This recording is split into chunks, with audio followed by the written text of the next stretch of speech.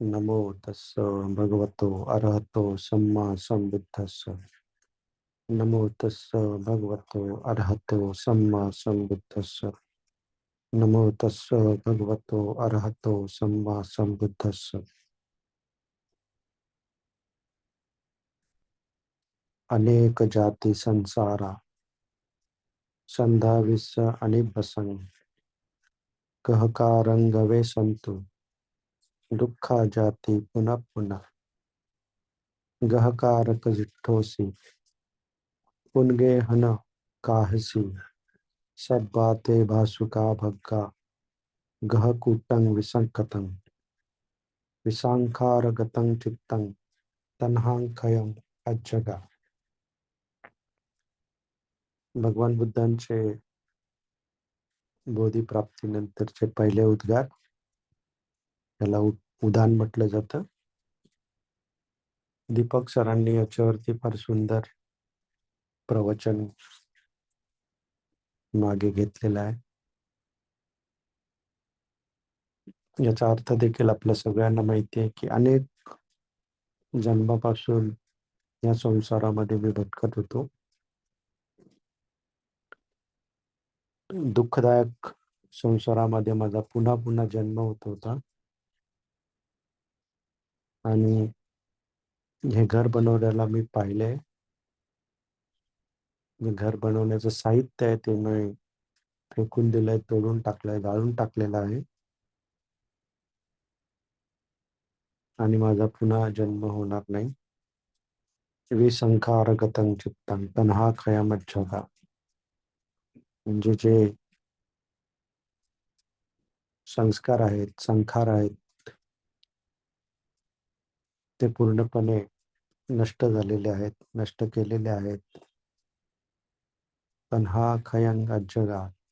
तृष्णा जी होती ती पूर्णपणे शांत झालेली आहे, संपलेली आहे.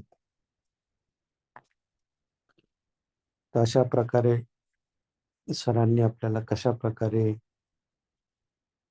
ही जी तृष्णा आहे ती पुन्हा पुन्हा आपल्याला जन्म घेण्यासाठी कारणीभूत ठरत असते आणि त्या तृष्णेपासून तृष्णा कशी नष्ट करायची याविषयी आपल्याला सुंदर मार्गदर्शन केलेलं आहे. अशा प्रकारचे काही छोटे छोटे जे उदाहरण म्हणा किंवा धम्मपद म्हणा, हे आपण नेहमी तोंडपाठ असले पाहिजे. फार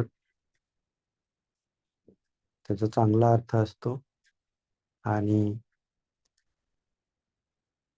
एका एका उदाहरणावरती, धम्मपदावरती आपण त्याचं विश्लेषण तास 2 तास कितीही वेळ आपण त्याचं विश्लेषण करू शकतो. जसं की धम्मपद 1, मनोपुब्बं च महाधम्मा मनोसेट्टा मनो मनसा दे पटुन पशुद्धेन भासते वा करोते ततोनं दुःखमन्वेति चक्कं वहति पदम्. म्हणजे दूषित मनाने केलेलं कार्य, त्याच्यामुळे दुःख आपल्या मागे असं लागतं जसं की बैलांच्या मागे बैलगाडीचं चाक. फार याचा खूप गहन अर्थ आहे. आपल्या प्रत्येक क्षणाक्षणाला आपण ते समजू शकतो की आपण दूषित मनाने म्हणजे विकारांनी असलेलं मन, त्याने कुठलंही कार्य केलं, जसं की कोणाचा द्वेष करणं किंवा राग करणं, असं कार्य केलं की मग दुःख आपल्या मागे, बैलांच्या मागे बैलगाडीचं चाक ज्याप्रमाणे चालत असतं त्याप्रमाणे, म्हणजे आपण त्या दुःखाचं ओझं वाहत असतो. बैल जसे त्या बैलगाडीचं ओझं वाहत असतात त्याप्रमाणे बैल त्या बैलगाडीचं ओझं वाहत असतात. धम्मपद 2, मनोपुब्बं च महाधम्मा मनोसेठा मनोमया मनसा दे प्रसन्नेन भासति वा करोति न ततः सुखमन्वेति छाया नीतिमान. म्हणजे प्रसन्न मनाने केलेलं कार्य त्याच्यामुळे छाया म्हणजे सावली ज्याप्रमाणे आपल्या मागे असते, आपल्याला सावलीचं कसलंही ओझं नसतं, परंतु सावली कधी आपली साथ सोडत नाही. अशा प्रकारे सुख प्रसन्न मनाने केलेलं कार्य, त्याच्यामुळे सुख आपल्या मागे सदोदित येत असतं. अशा प्रकारे छोटे छोटे धम्मपद किंवा उदान किंवा थेरगाथा थेरगाथा याचा आपण नेहमी तोंडपाठ ठेवले पाहिजे. पाली भाषा आहे थोडीशी अवघड आहे, परंतु सरावाने हे होऊ शकते. तर आपण जे पाहिलं की हे जे पहिलं उदाहरण आहे त्याच्यामध्ये कशा प्रकारे आपला पुन्हा पुन्हा जन्म होत आहे. आज आपण थोडस आणखीन डिटेल्स मध्ये, जास्त डिटेल्स नाही परंतु थोडक्यामध्ये समजून घेणार आहोत की हे जे विकार आहेत किंवा त्याला किलेसा म्हटलं जातं, डिफाईलमेंट्स इंग्लिश मध्ये, ते कशा प्रकारे आपल्यामध्ये राहत असतात. आपल्या सर्वांना माहिती आहे की अनुशय किलेसा म्हटलं जातं यांना. अनुशय म्हणजे अनएरिडिकेटेड, म्हणजे ज्याचा नष्ट नाही झालेले अशा प्रकारचे अनुशय किलेशा आपल्या प्रत्येकामध्ये बाय बर्थ म्हणजे जन्मापासूनच असतात. तर आपला जन्म झाला आहे याचा अर्थ की आपल्यामध्ये अनुशय केलेसा आहे. जे अरहंत पद प्राप्त करतात त्यांचे जे डिफाईलमेंट्स आहेत, किलेसा आहेत, पूर्णपणे त्यांनी नष्ट केलेले असतात, म्हणून त्यांचा पुन्हा जन्म होत नाही. तर अशा प्रकारे अनुशय क्लेश आपल्याला पुन्हा पुन्हा जन्म घेण्यासाठी, कारण ते तृष्णाच आहे ती, आणि ही तृष्णा भवतृष्णा, कामतृष्णा, विभव तृष्णा पुन्हा पुन्हा आपल्याला जन्म घेण्यासाठी प्रेरित करतात. परंतु फक्त ही तृष्णा,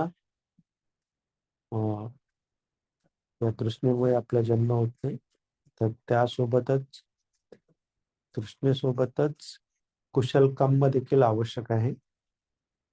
कुशल कर्म ही जी तृष्णा आहे ती नेहमी नेहमी आपल्याला पुश करत असते पुढच्या जन्मासाठी, आणि कुशल कर्माचा त्याला सपोर्ट मिळतो, आणि त्या सपोर्टनी आपला मनुष्य जन्म किंवा प्राणी जन्म किंवा देव लोकांमध्ये जन्म होऊ शकतो. ज्या प्रकारे कुशल कर्म असेल,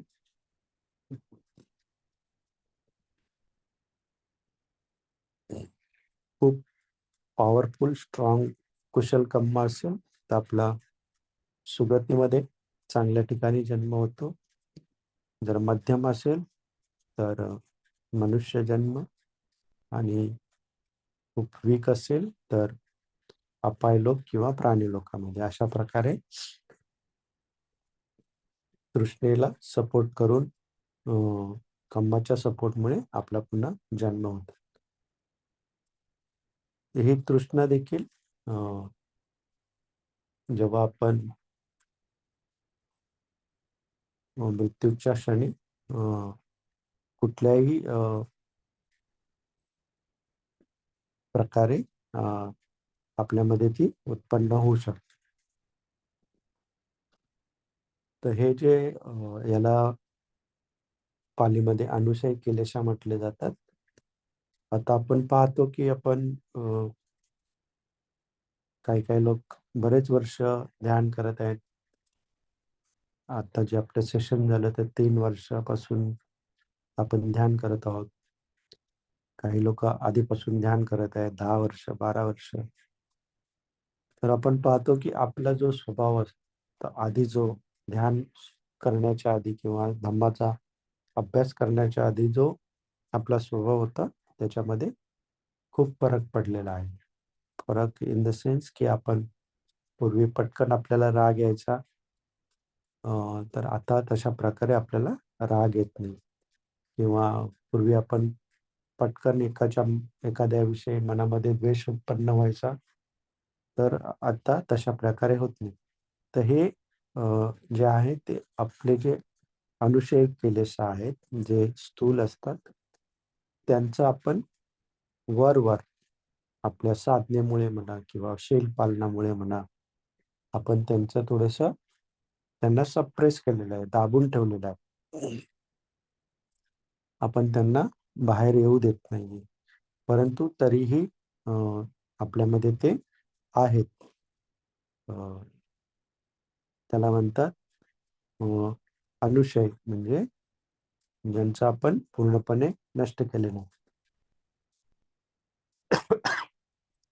इंग्लिशमध्ये त्याला लेटंट म्हटलं जातं. लेटंट लेटंट म्हणजे आपल्या सगळ्यांना माहिती आहे की आपण जेव्हा 6वी-7वी मध्ये शिकलेलं आहे लेटेंट हीट.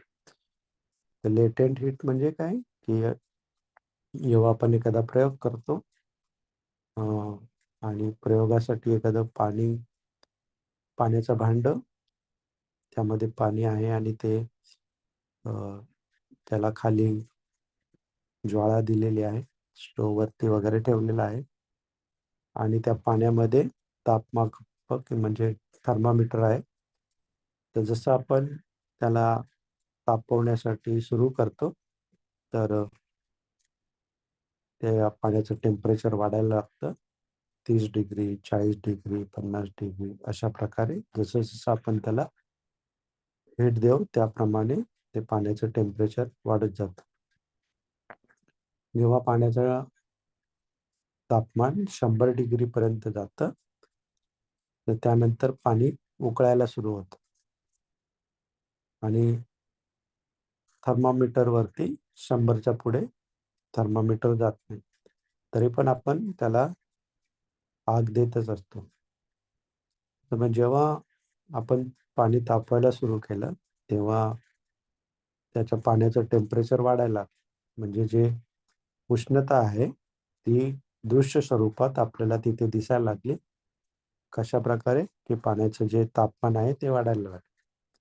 परंतु 100 डिग्री जे बॉइलिंग पॉइंट आहे पाण्याचा, त्यानंतर पाणी उकळायला सुरू झालं आणि त्याच्यानंतर देखील आपण त्याला उष्णता देतच आहोत, परंतु त्या उष्णेचं दृश्य स्वरूपात आपल्याला कुठेही दिसत नाही. मग ते कारण पाणी उकळायला लागलं आणि पाण्याचं जे आहे ते वाफेमध्ये रूपांतर व्हायला सुरुवात झालं. तर ती जी नंतर देखील आपण उष्णता देत राहतो, त्याला लेटेंट हीट म्हटलं जातं. कारण त्याचा जो दृश्य स्वरूपामध्ये त्याचा कुठलाही प्रभाव दिसत नाही. तर अशाच प्रकारे अनुशय क्लेश देखील आपल्या सर्वांमध्ये असतात. ते दृश्य स्वरूपात ते दिसत नाहीत. आणि म्हणूनच म्हटलं जातं की एखाद्या वेळेस आपण कोणाबरोबर काही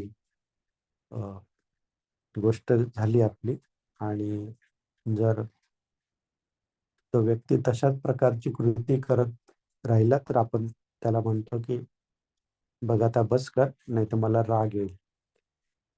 जेव्हा आपण राग येईल असं म्हणतो की माझ्यामध्ये राग आहे, परंतु सध्या तो नाहीये, पण तू अशाच प्रकारची कृती करत राहिलास तर तो नक्कीच बाहेर येईल.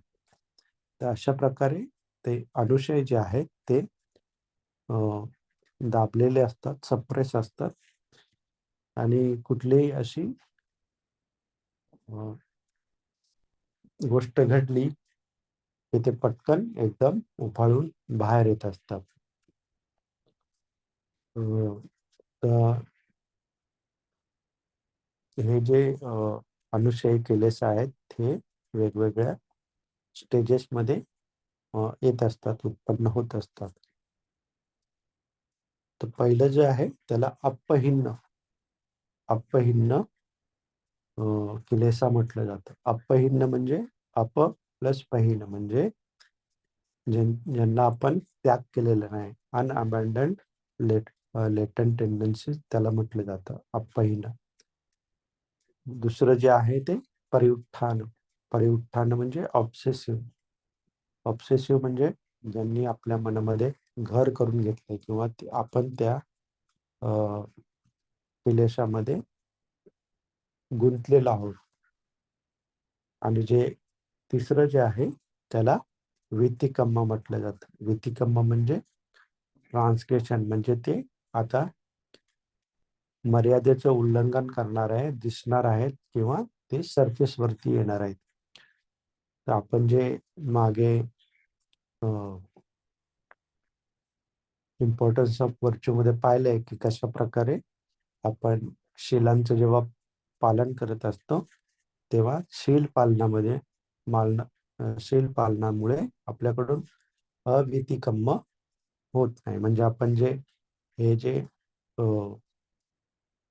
अनुषय केलेस आहे त्यांना बाहेर येण्यापासून आपण त्यांना रोखत असतो, त्यांचा आपण सप्रेस करत असतो, दाबून ठेवत असतो.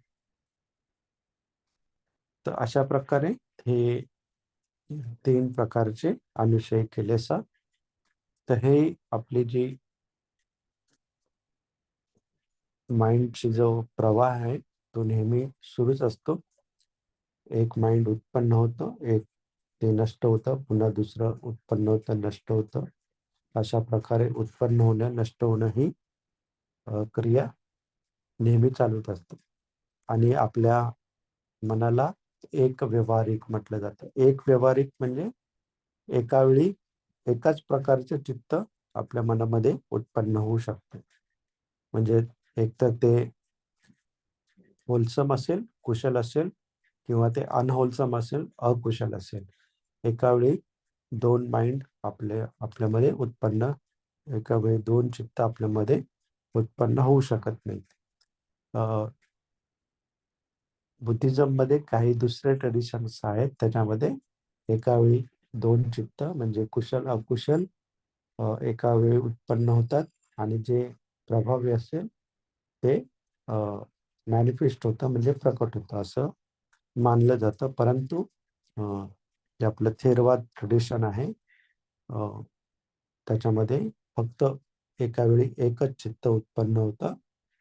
हे संकल्पना तिच्यावरती अभ्यास केला जातो. तर अशा प्रकारे आपल्या मनामध्ये एका वेळी एकच चित्त उत्पन्न होत असते. आणि ज्यावेळी चित्त उत्पन्न होतं, जर त्याच्यामध्ये अनुषय क्लेश असतील तर ते चित्त अशुद्ध चित्त, त्याप्रमाणे ते अशुद्धपणे ते काम करत असतं. आणि ज्यावेळी त्याच्यामध्ये कुशल क्लेश असतील किंवा कुशल त्याच्यामध्ये माइंड असेल तेव्हा ते पूर्णपणे शुद्ध असतं. तर ही कुशल अकुशल देखील आपल्या चित्तामध्ये नेहमी नेहमी अराईज होत असतात, पास होत असतात, नेहमी नेहमी उत्पन्न होत असतं, नष्ट होत असतं.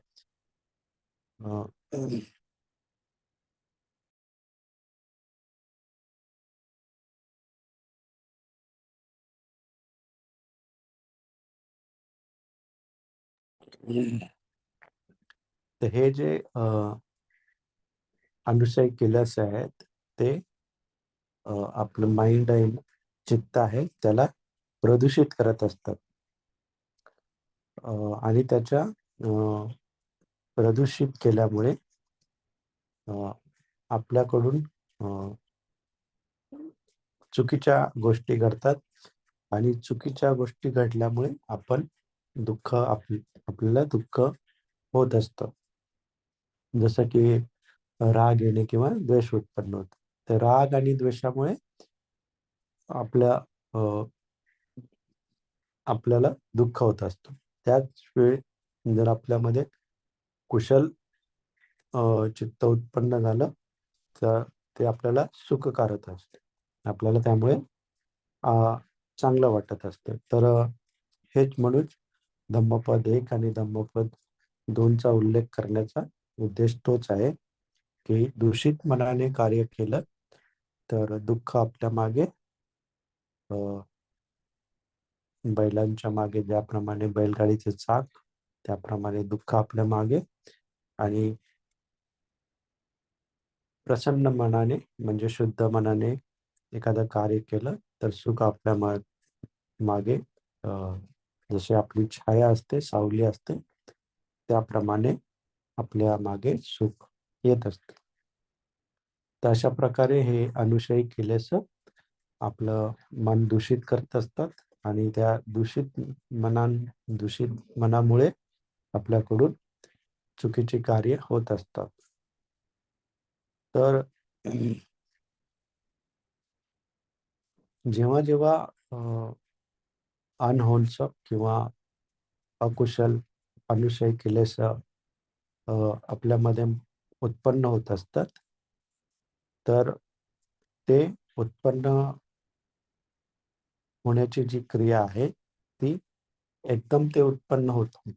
आपण जे पाहिलं की अपहिन म्हणजे स्लीपिंग स्टेज असते, नंतर परिउत्थान म्हणजे ऑब्सेसिव्ह स्टेज असते, आणि नंतर वित्तिकम्म म्हणजे फायनल त्याचं आपण कुठली तरी कृती करतो त्याच्यावरती.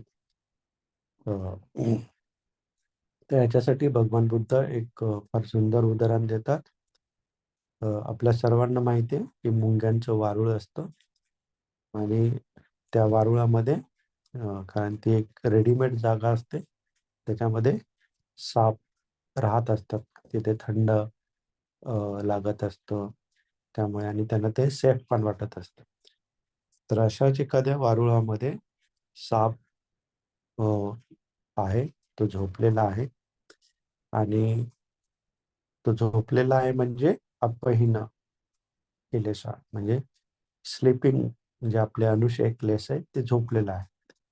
आणि एखादं लहान मूल खेळता खेळता त्याचा बॉल तिथे गेलेला आहे, आणि ते बॉल काढण्यासाठी त्या वारुळामध्ये हात टाकत आहे.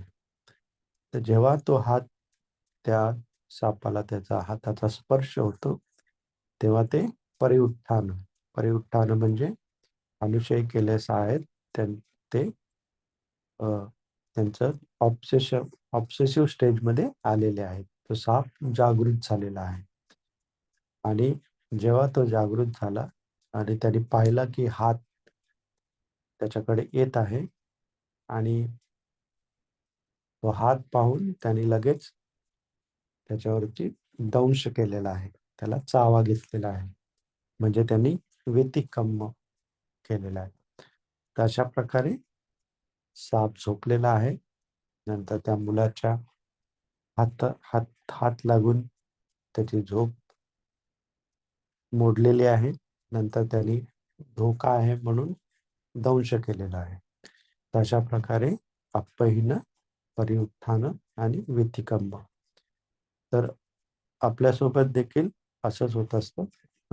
सगळे जे अनुशय केलेस आहेत ते स्लीपिंग स्टेजमध्ये असतात, आणि कुठल्याही कृतीमुळे, परिस्थितीमुळे ते उत्पन्न होतात. त्याप्रमाणे आपण एखादं कार्य करत असतो, जे मोस्टली अकुशलच असतं. कुशल जे कार्य असतात किंवा कुशल चित्त असतं, त्याचे काही स्टेजेस नसतात. कुशल म्हणजे कुशलच असतात ते. ते एकदम आपल्या चित्तामध्ये कुशल भावना उत्पन्न होते, आणि आपण ती कुशल कृती करत असतो. आणि म्हणूनच आपल्याला हे अनुशय केलेस आहे त्यांना आपल्याला समजून घेतलं पाहिजे. आणि जे हे अनुशयी केलेस आहेत यांना इरॅडिकेट म्हणजे नष्ट करण्याची, आपल्यामधून पूर्णपणे काढून टाकण्याची एक एक मार्ग आहे. ह्या अशा मार्गानेच त्याला इरॅडिकेट किंवा नष्ट केलं जाऊ शकतं, आणि त्यालाच एकायनो मग्गो म्हटलं जातं. बऱ्याच ठिकाणी वेगवेगळ्या प्रकारे एकायनो मग्गो म्हटलेलं, जसं की आनापानसती, त्याने आपण ध्यानाच्या स्टेजेस गाठून मग पुन्हा पुढे आपण निपांड प्राप्त करू शकतो. त्याला देखील एकायनोमग्ग म्हटलेलं आहे. तर अनुशयी केल्याचा नष्ट करण्याचे देखील एकच मार्ग आहे. त्याला देखील अनुशय एकायनुमग्गोच म्हटलेलं आहे. कारण दुसरी कुठलीही कृती नाहीये की ज्याने हे जे लेटंट डिफाइलमेंट्स आहे, अनुशय केलेसा आहेत, ते आपण नष्ट करू शकतो. तर त्याची हा जो मार्ग आहे, एकायनुमग्ग आहे, हा दानशील भावना अशा प्रकारे हा मार्ग आहे. म्हणूनच जेव्हा ध्यानाला सुरुवात केली जाते तेव्हा दानशील भावना याला महत्व दिले जाते. कारण ही एक प्रोसेस आहे, ही एक प्रक्रिया आहे, जी निरंतर घडणारी आहे. आणि निरंतर करत करत आपण जे आपले अनुशयी केलेस आहे आधी त्यांना सप्रेस करतो. जसं आपण इम्पॉर्टन्स ऑफ व्हर्च्यू मध्ये पाहिलं की आपण त्यांना सप्रेस करतो आणि मग जे आपल्याला समाधी प्राप्त होते त्या समाधीची उच्च पातळी गाठून मग त्यांना आपण इरॅडिकेट करत असतो. तर जेव्हा आपण दान देत असतो म्हणजे आपण एक शारीरिक कृती करत असतो.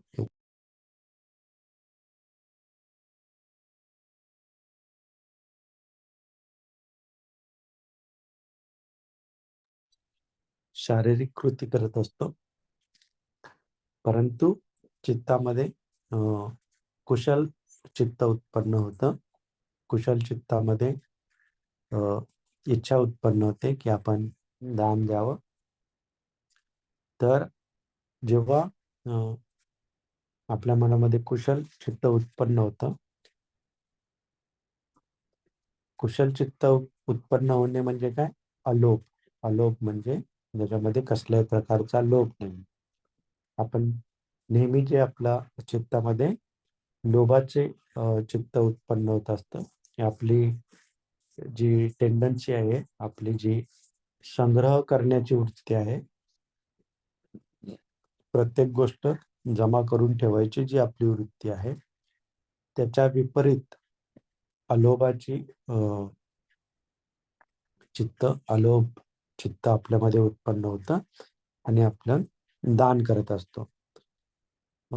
ही जी आपली संग्रही वृत्ती आहे, ही लोभी वृत्ती आहे, ही समाजासाठी किंवा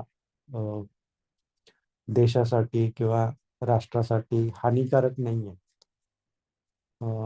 त्यांनी आपण समाजासाठी म्हणजे स्वतःसाठी द्रव्य जमा करून किंवा भौतिक वस्तू जमा करून एक प्रकार आपण समाजाला सुरक्षितता देत असतो. तर कशा प्रकारे की जर आपल्याकडे सफिशियंट भौतिक वस्तू, द्रव्य किंवा पैसा अडका असेल तर आपण दुसऱ्याची वस्तू घेणार नाही, चोरी करणार नाही, किंवा लुबाडणार नाही किंवा दुसऱ्यांना चीट करणार नाही.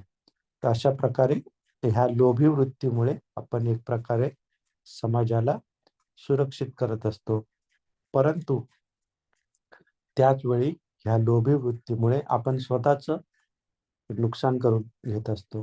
तर कशा प्रकारे की ह्या लोभी वृत्तीमुळेच आपण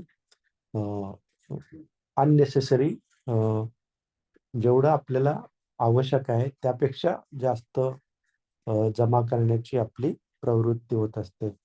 आणि मग ती प्रवृत्ती झाल्यामुळे आपण कधी कधी चुकीचे कार्य करून आणखीन भौतिक वस्तू जमा करत असतो. अकुशल कार्य करून आपण आणखीन जमा करत असतो आणि सोबतच आपण आपली तृष्णा म्हणजे तन्हा देखील वाढवत असतो. तर जरी हे समाजासाठी घातक नसलं, देशासाठी घातक नसलं, तरी आपल्या स्वतःसाठी हे घातक असतं की ज्याने आपण आपली तृष्णा वाढवत असतो. आणि आपल्या सगळ्यांना माहिती आहे, जिथे कृष्ण आहे तिथे दुःख आहे. तर अशा प्रकारे आपण स्वतःसाठी दुःख उत्पन्न करत असतो. तर जेव्हा हे आपले जे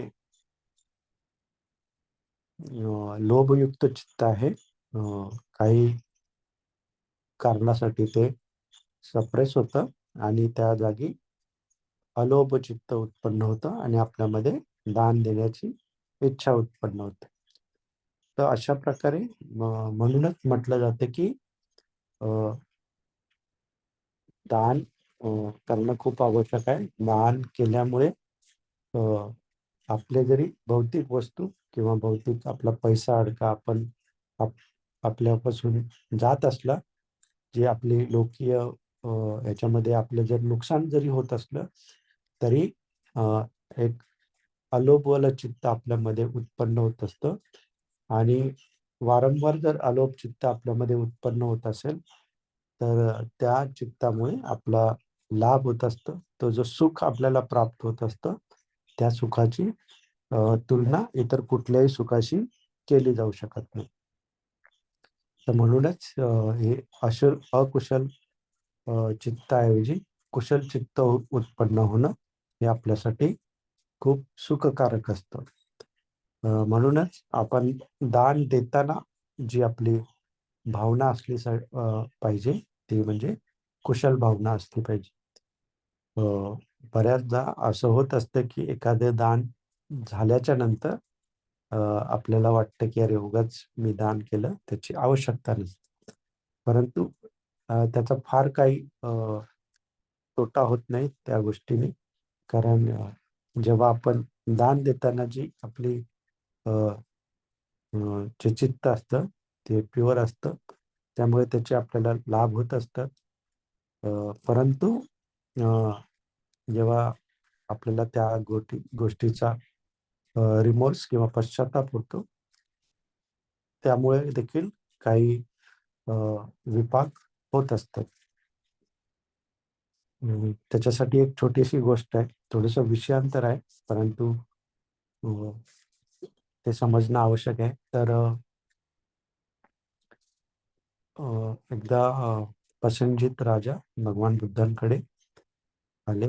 ते नेहमी माध्यान्हाच्या आधी भगवान बुद्धांच्या कडे यायचे. त्यांचे अ, भोजनदान करायचे आणि त्यांच्याकडून धम्मश्रवण करायचे.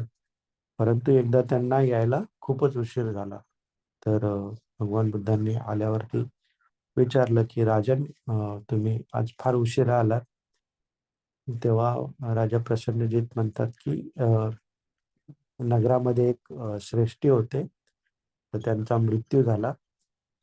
आणि त्यांची जी अमाप संपत्ती होती, त्याला कोणी वारसदार नसल्यामुळे ती संपत्ती अ, राजखजिनामध्ये जमा करायची होती, म्हणून वेळ झाला. तर हे कारण सांगितल्यानंतर राजा प्रसेनजित भगवान बुद्धांना विचारतात, की भगवान असं काय, की हा एवढा श्रेष्ठी, त्याच्याकडे खूप पैसा अडका, परंतु तो स्वतः कधी स्वतःवर देखील खर्च करायचा नाही. त्याचे कपडे देखील साधारण असायचे. त्याचा रथ देखील तुटका-फुटकाच असायचा. अ, आणि त्यांनी कधीही त्या जो पैसा होता किंवा जे अ, वस्तू होता त्याचा कधीही उपभोग घेतला नाही. तर तो एकदम गरिबासारखाच राहायचा. तर असं का? तेव्हा भगवान बुद्धांनी उत्तर दिलं, की हा श्रेष्ठी आधीच्या जन्मी देखील खूप श्रीमंत म्हणजे नगरामधला श्रेष्ठीच होता. अ, त्याच्याकडे एक पचक बुद्ध पिंडपातसाठी आले होते. तर श्रेष्ठी घाईघाईत होता. तेव्हा त्यांनी त्याच्या भार्या म्हणजे पत्नीला सांगितलं, की भिक्षू आलेले आहेत, त्यांना दान कर, असं म्हणून ते निघून येतात. तर त्यानंतर त्याची जी पत्नी आहे, ते त्या पचक बुद्धांना दान करते आणि मग ते पचक बुद्ध तिथून निघून जातात.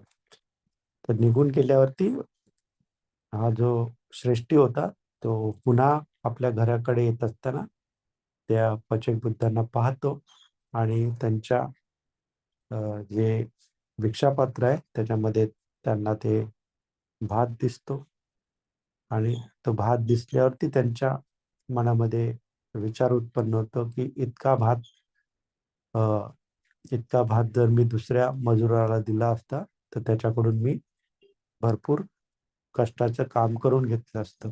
तर एवढा फक्त त्याच्या मनामध्ये विचार उत्पन्न झाला. तर भगवान बुद्ध सांगतात की त्यांनी त्याच्या पत्नीला सांगितलं की यांना दान कर.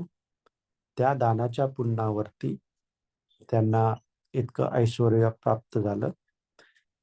परंतु त्यांच्या मनामध्ये असा विचार उत्पन्न झाला की इतका भात मी ह्या भिक्षूला देण्यापेक्षा जर मी एखाद्या मजुराला दिला असता तर त्याच्याकडून जास्त काम करून घेता येईल. ह्या विचारामुळे ते जे ऐश्वर्य किंवा पैसा अडका त्यांना प्राप्त झालेला आहे त्याचा ते उपभोग घेऊ शकले नाही. तर अशा प्रकारे दान देताना जी आपली चित्त प्रवृत्ती आहे, चित्त आहे, ते एकदम कुशल असणं आवश्यक आहे. तर अशा प्रकारे दानाचं खूप महत्व आहे. त्यामुळे आपलं कुशल चित्त उत्पन्न होत असतं. त्यामुळे पुन्हा पुन्हा आपल्याला ते जे सुख आपल्याला प्राप्त होतं त्यामुळे पुन्हा पुन्हा आपण दानासाठी प्रवृत्त होतात. त्यानंतर दुसरी जी कृती आहे ती म्हणजे शील पालन. आपण आधी देखील पाहिलेलं आहे की कसं शील पालन केल्यामुळे आपल्याकडून अवितिकम्म होत असतं. म्हणजे जे सरफेस वरती येणारे जे अकुशल आहेत त्यांना आपण दाबून ठेवत असतो. तर हे जे अ, शीलांमुळे जे आहे ते जे अ, वितिकम्म म्हणजे लास्ट स्टेज आहे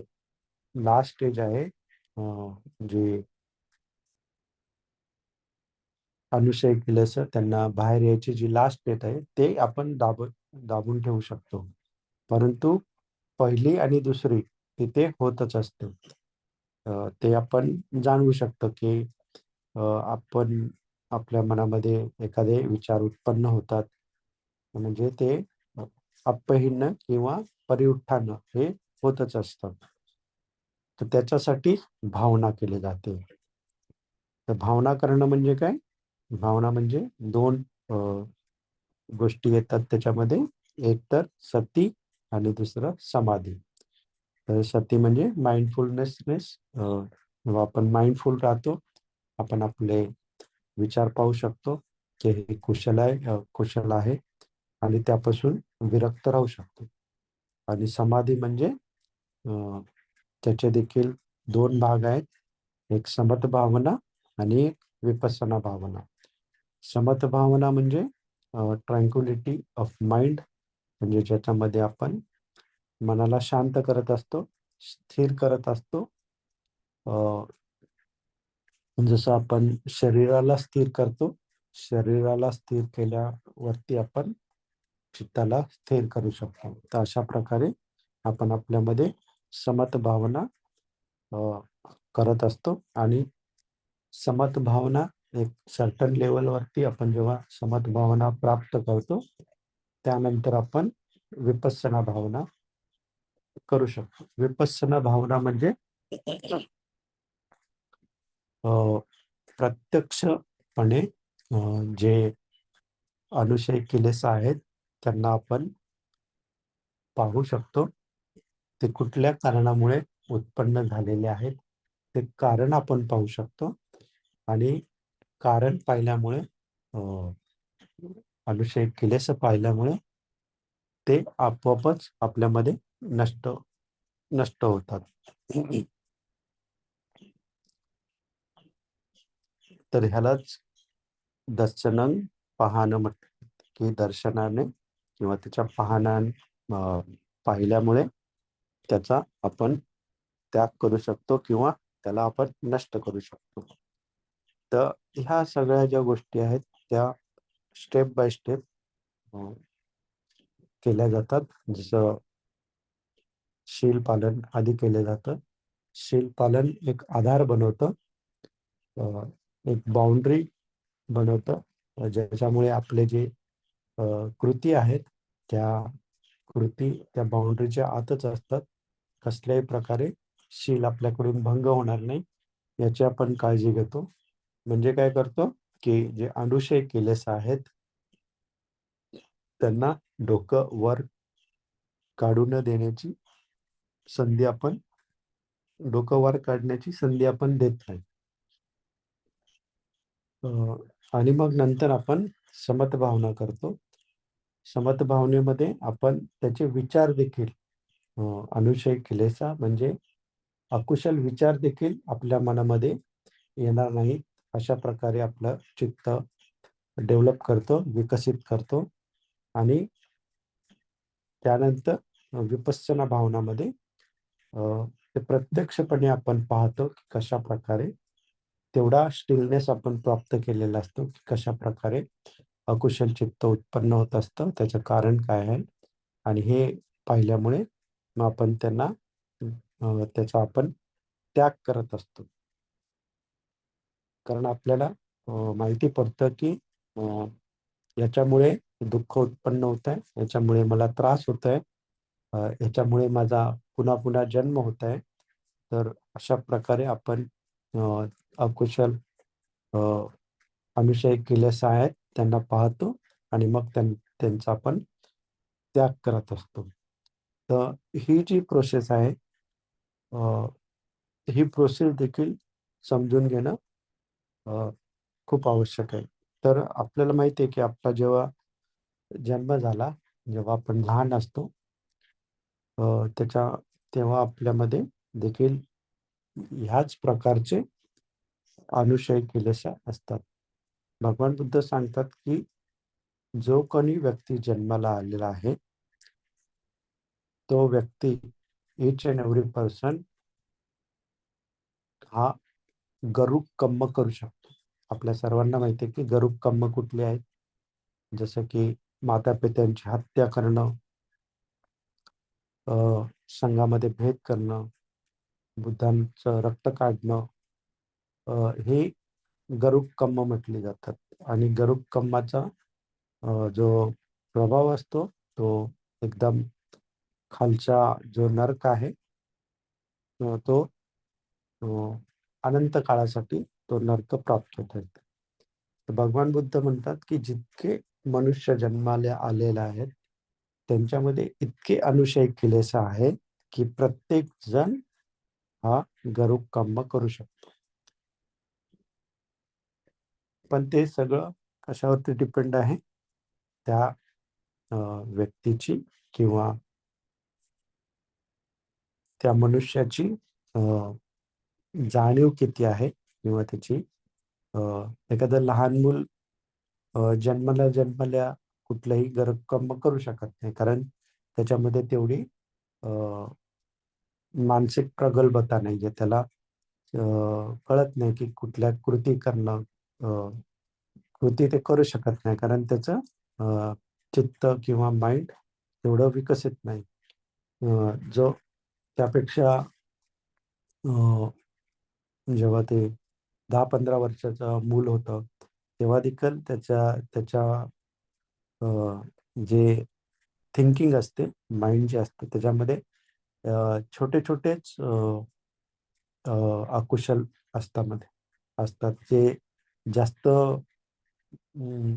स्ट्रॉंग म्हणजे एखाद्या हानी करणं किंवा एखाद्या चोरी करणं.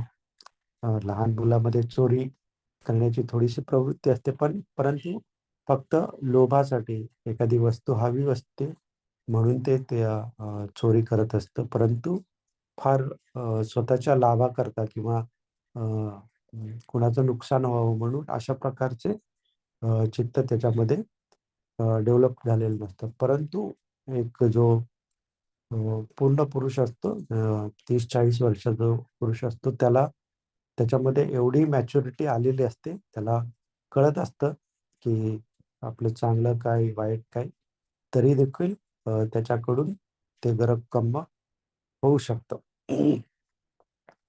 तर अशा प्रकारे जशी परिस्थिती असेल, जसे आपली अ, मानसिक प्रगल्भता असते, त्याप्रमाणे हे अनुशय क्लेश देखील कार्य करत असतात.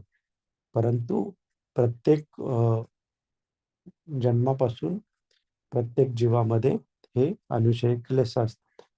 तर ज्या प्रकारे अ, माणसाची प्रगल्भता म्हणजे वैचारिक पातळी वाढत असते, त्याचप्रमाणे हे जे अनुशय क्लेश आहे, त्याचं प्रकटीकरण म्हणजे मॅनिफेस्टेशन हे देखील हायर स्टेजला वाढत असतं.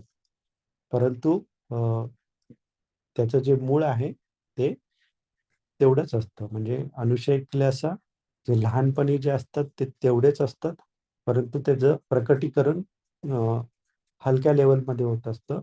जेव्हा मूल वयामध्ये येतं, तर त्याचं प्रकटीकरण आणखीन थोडेशा हायर लेव्हलला असतं. परंतु जेव्हा मॅच्युअर होते व्यक्ती, तर त्याचं प्रकटीकरण एकदम हायेस्ट लेव्हलला होत असतं. तर हे अनुशय क्लेश अशा प्रकारे त्याचं प्रकटीकरण होत असतं. तर मॅच्युरिटी म्हणजे काय? मॅच्युरिटी म्हणजे पूर्णपणे जाणीव असते, की ह्या गोष्टीमुळे काय होणार आहे, ह्या गोष्टीचे जे परिणाम आहेत ते काय आहेत. तर ह्या प्रकारची पूर्ण जाणीव असणं म्हणजे मॅच्युरिटी. म्हणजे याचे लाभ काय आहेत, याची हानी काय, हे पूर्ण माहिती आहे. तरी देखील अ, कारण ती प्रवृत्ती आहे, ते अनुशय आपल्यामध्ये आहेत. अ, आणि ते असल्यामुळे लाभ आणि माहीत असून देखील ते आपल्याकडून त्याचं प्रकटीकरण होत असतं. जसं की एखाद्या लहान मुलाला एखाद्या धम्म प्रवचनामध्ये आपण घेऊन गेलो, तर त्याची बुद्धी तेवढी विकसित नसते. ते धम्म समजू शकत नाही. त्याची जी अ, बुद्धी विकसित झालेली असते, त्याच्यामध्ये खेळणं, बागडणं, एन्जॉय करणं ह्या गोष्टींमध्ये त्याला जास्त इन्क्लिनेशन असतं, त्याचा जास्त कल असतो. परंतु अ, जो मॅच्युअर व्यक्ती आहे, ते धम्म ऐकू शकतात, त्याला समजू शकतात. काही लोकांना त्या गोष्टीमध्ये रस नसतो, ती गोष्ट निराळी, परंतु त्यांच्यामध्ये एवढी प्रगल्भता असते, की ते धम्म समजून घेऊ शकतात. लहान मुलामध्ये एवढी प्रगल्भता नसते. तर अशा प्रकारे जेव्हा पूर्णपणे विकसित होतो आपला मेंदू, तर त्याच्यामध्ये धम्म ग्रहण करण्याची देखील शक्ती असते. तर त्याच वेळी अनुशय केला असल्यामुळे गरुड कम्म करण्याची देखील शक्ती असते. तो फरक काय होतो? फरक होतो की अ, हे जे आपले अनुशय क्लेश आहेत, त्यांना जेवढं आपण कमी अ, वेळ देऊ, त्यांना आपण उत्पन्न होण्याच्या जेवढ्या संधी कमी देऊ, तेवढं आपण आपलं जे दुःख आहे, त्याला आपण कमी करू शकतो. तर तर हे जे अनुशय केलेस आहेत, हे अविद्येच्या रूपामध्ये प्रकट होत असतात किंवा आपल्यामध्ये असतात. तर जेवढी अविद्या आपण कमी करणार, तेवढ्या आपण ते अनुशय केलासा कमी करणार. तर ही जी अ, अ, आपली जी अ, मार्गावरती चालण्याची जी अ,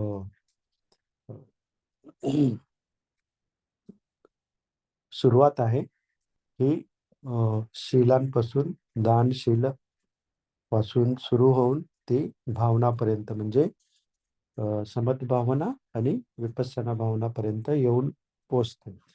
तर ते हे सगळं आपल्याला माहीत असणं आवश्यक आहे, की अशा प्रकारे आपण जे अनुशय आहेत, ते त्याचा त्याग करत असतो, त्याला नष्ट करत असतो. स्वतःपन्न जे असतात, तर तर त्यांचे काही अनुशय आहेत ते त्यांनी पूर्णपणे त्याचा त्याग केलेला असतो, नष्ट केलेला असतो. शकदागामी आहेत त्यांनी आणखीन त्याचे अनुशय आहेत ते आणखीन कमी केलेले असतात. अनागामी आहेत त्यांनी आणखीन त्यांचे अनुशय केले आहेत ते कमी केले आहेत. आणि अरहंत आहेत त्यांनी पूर्णपणे समूळ अनुशय क्लेश नष्ट केलेले असतात. तर हे जे 4 मग्ग आहेत आणि 4 फलं आहेत, त्याच्यामध्ये हळूहळू स्टेप बाय स्टेप आपण अनुशय केल्याचा त्याग केलेले असतात, नष्ट केलेले असतात. तर विपश्यनामध्ये आपण त्यांचं जे खरं स्वरूप आहे ते खरं स्वरूप पाहतो आणि कशा प्रकारे ते आपल्यामध्ये प्रकट होत आहेत अनुशय केल्याचा. ते प्रकट कशा प्रकारे होत आहेत, कुठल्या कारणामुळे होत आहेत, हे देखील आपण पाहतो. आणि ते कारण समजण्यामुळे ते कारणाचे जे मूळ आहे ते देखील समजल्यामुळे आपण त्याचा त्याग करत असतो. तशा प्रकारे विपश्यना भावनामध्ये आपण प्रत्यक्ष ते जे अनुशय केल्याचे आहेत त्यांचा नष्ट करत असतो किंवा त्यांचा त्याग करत असतो. हे जे सध्या जी विपश्यना म्हटली जाते ते ती वरवरची विपश्यना म्हणजे वरवरचे जे आहे त्याच्यामुळे आपल्याला एक जे आपले छोटे छोटे जे स्थूल आहेत ते क्लेश आहेत ते नष्ट होतात, परंतु डीप जे एकदम खोलवर आहेत ते अनुशय क्लेश दूर करण्यासाठी ही समत भावनेच्या नंतर जी विपश्यना आहे ती करणं आवश्यक आहे.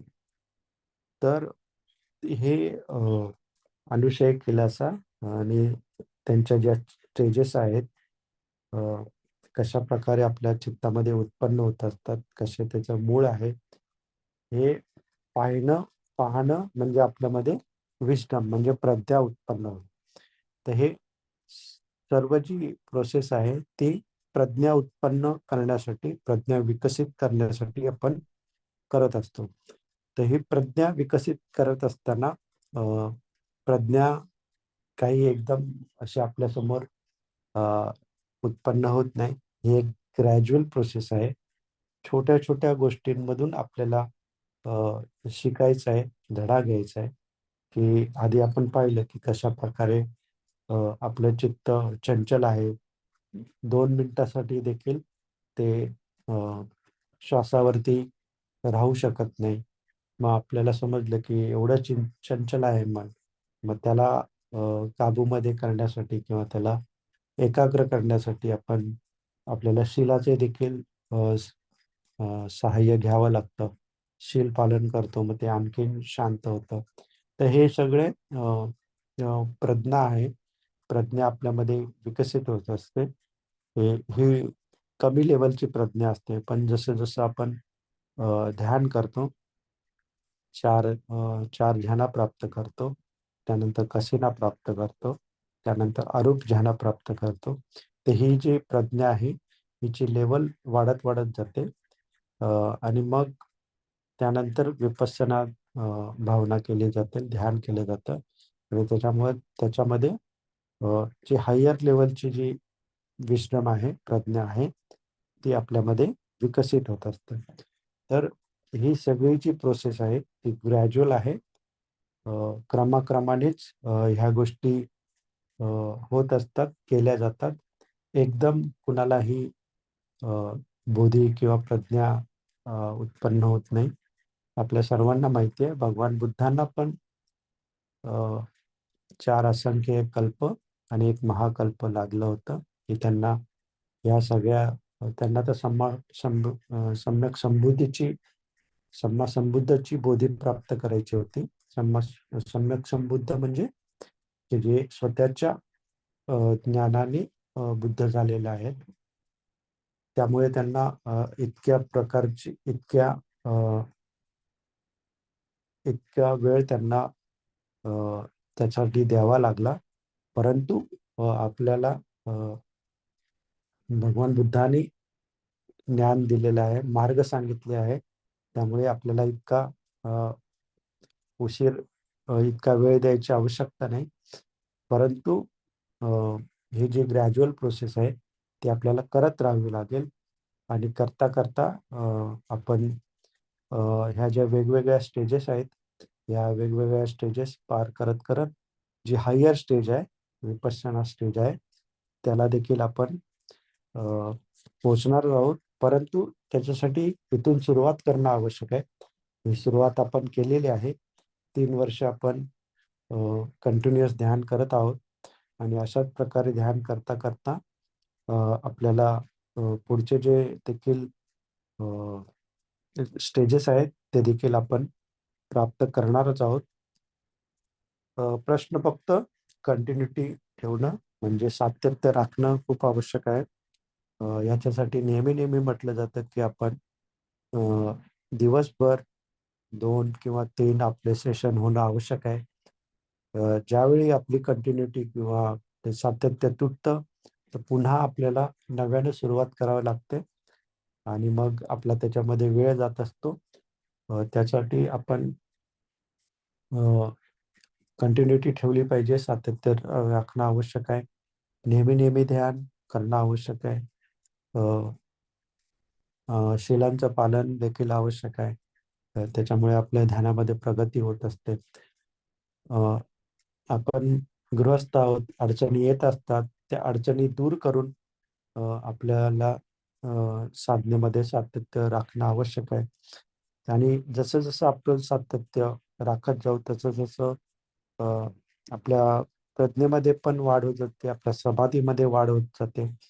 आपल्याला जे अ, सुख प्राप्त आहे किंवा शांती प्राप्त होते, त्या शांतीची देखील वाढ होत असते. परंतु ही शांती अल्टिमेट गोल नाही आपलं. आपलं गोल निब्बाण आहे. तर त्याच्यासाठी आपल्याला प्रयत्न करत राहणं आवश्यक आहे. हा जो मार्ग आहे, दानशील भावना हा कंटिन्युअस करत राहणं, निरंतर करत राहणं खूप आवश्यक आहे. अ, अनुशयी क्लेश आहेत, त्यांना आधी आपण सप्रेस करतो आणि प्रत्यक्ष त्यांना त्यांचं दमन करणं किंवा त्यांचा त्याग करणं हा हा आपला अल्टिमेट गोल आहे. हे आपलं अ, अ, ध्येय आहे. तर हे ध्येय प्राप्त करण्यासाठी ही जी प्रोसेस आहे, ही आपल्याला अ, सातत्यानं सुरू ठेवायची आहे. अ, ध्यानामध्ये वर-खाली होत असतं.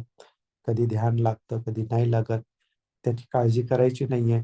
आपल्याला फक्त वेळ देणं आवश्यक आहे. सातत्य राखणं आवश्यक आहे. जे रिझल्ट्स आहेत, परिणाम आहेत, ते येणारच आहेत. जेवढं आपण सातत्य राखू, तेवढे परिणाम लवकर येतील. जर आपल्यामध्ये सातत्य नसेल, तर परिणाम यायला उशीर होईल. तर आपल्याला उशीर करायचा नाहीये. आपल्याला हा मनुष्य जन्म खूप दुर्मिळ असा मनुष्य जन्म प्राप्त झालेला आहे.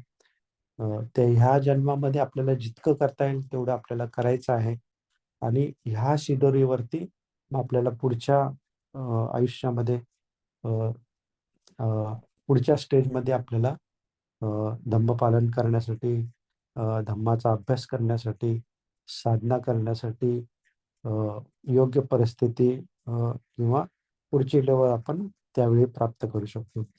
तर अशा प्रकारे हे जे आपल्याला अ, पुन्हा-पुन्हा जन्म, दुःखदायक जन्म घेण्याची जी आपली कारणं आहेत, जसं हे आपली तृष्णा आहे.